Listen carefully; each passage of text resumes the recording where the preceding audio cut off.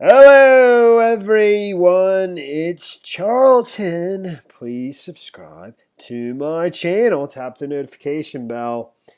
I'd appreciate it majorly. Okay, so this woman here, her name is Kathleen Jordan, and she's been accused or charged with second-degree murder in the shooting death of her husband, who's Joshua Jordan. And the altercation or the incident took place on Highway Interstate 80 in Cozad, which is in that or near Cozad. It says 80 miles east of the Cozad interchange on the interstate. They were in the car driving, actually on their way back to Omaha, but they're in the process of moving to Scottsbluff, Nebraska, which is many miles east of Omaha.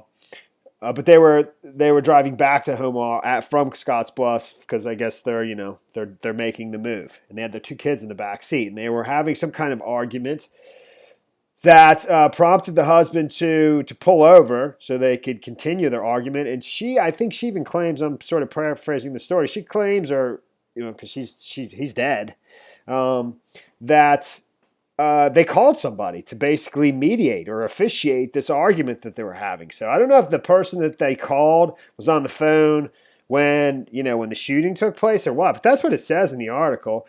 And she says that he went to raise his hand at her, and she grabbed the gun that's right there in the median of the car all this time during the argument that they're having, and shot him point blank in the chest, killing him. And he was pronounced dead at the scene with one gunshot wound to the chest.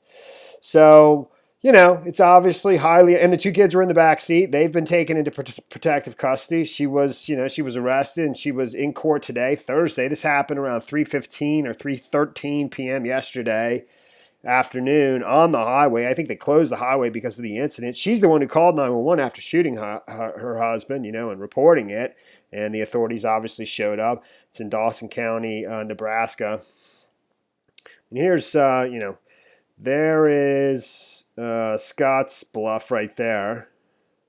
There's Omaha, Lincoln. So they're in the process. She's a physician, or practicing, studying to be a physician. She's already finished med school, and she's a practicing resident or whatever, at the University of Nebraska Medical Center, some kind of family medicine residency program that she's a practicing physician for the most part, is in a residency. So, and she graduated from medical school in Grenada in late 2018. I don't know if she just went to Grenada to study medicine, and she's from the States, which just by the look of her, that's kind of what it looks like.